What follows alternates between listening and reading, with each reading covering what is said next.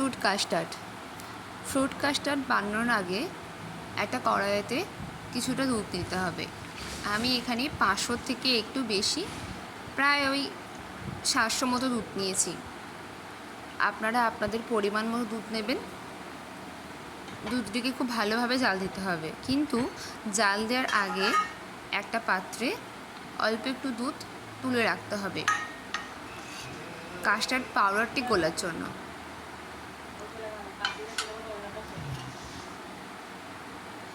আমি এখানে কাস্টার্ড পাউডারটা গুলে নেব। প্রায় 3 চামচ মতো কাস্টার্ড পাউডার দিয়েছি। আপনারা যেমন ঘনত্ব করবেন তেমন পাউডার ব্যবহার করবেন। আমি খুব একটা মোটা ভাব করব না, হালকা পাতলা মোটা মতো করব, তাই আমি 3 চামচ ব্যবহার করেছি। কাস্টার্ড পাউডারটি খুব ভালোভাবে গোলাতে হবে, নাহলে ডালা ডালা থেকে যাবে। আমার গোলানো হয়ে গেছে। দুধটাকে খুব ভালোভাবে জাল করতে হবে, তার মধ্যে চিনি মেশাতে হবে। আপনারা যেমন মিষ্টি খাবেন তেমন চিনি দেবেন। আমি প্রথমেতে প্রায় 2 চামচ চিনি দিয়েছিলাম, কিন্তু পরবর্তীকালে আমাকে আর একটু চিনি মেশাতে হয়েছে।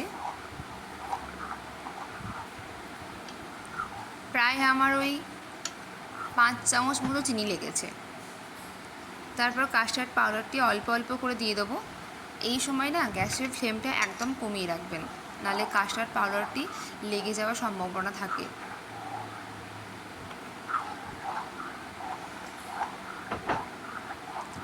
আর গ্যাসের ফ্লেমটা না কমিয়ে রাখলে কাস্টার্ড পাউডারটি যে দুধে দেওয়া হচ্ছে না, দুধটা খুব তাড়াতাড়িভাবে ঘন হয়ে যায়।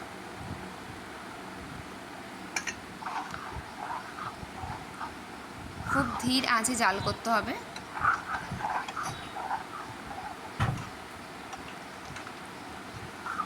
দেখুন আমার দুধটা অনেকটা প্রায় ঘন হয়ে গেছে।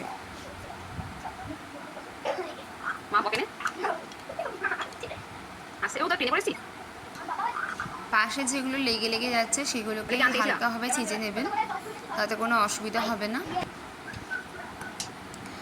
আমি এখানেতে অনেক রকম ফল নিয়েছি, পেঁপে, কলা, আঙুর, আম, খেজুর, কিশমিশ, সবেদা, আপেল আর হচ্ছে বেদানা। কাস্টার্ড পাউডারটি ঠান্ডা করে রেখেছিলাম। এরপর কাস্টার্ড পাউডারটি একটা পাত্রে ঢেলে নেব। খুব একটা ঠান্ডা করতে হবে না, অল্প একটু ঠান্ডা করলেই হবে। তারপর একে একে ফলগুলোকে মিশিয়ে দেবো।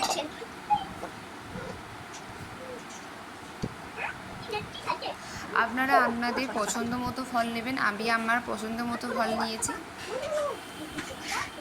আপনারা লেবুও ব্যবহার করতে পারেন।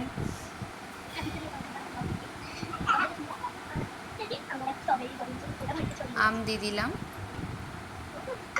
খেজুর দিয়ে দিলাম, সবেদা দিলাম, আপেল, এক একে সব ফলগুলোকে ওপর থেকে দিয়ে দিতে হবে।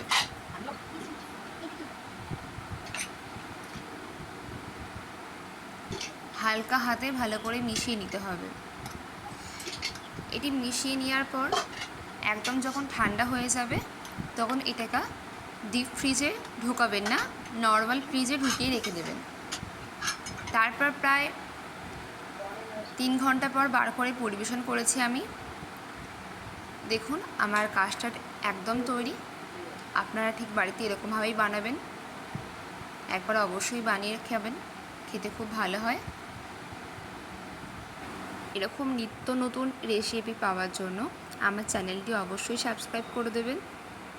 ততক্ষণ ভালো থাকবেন, সুস্থ থাকবেন, সবাইকে ভালো রাখবেন।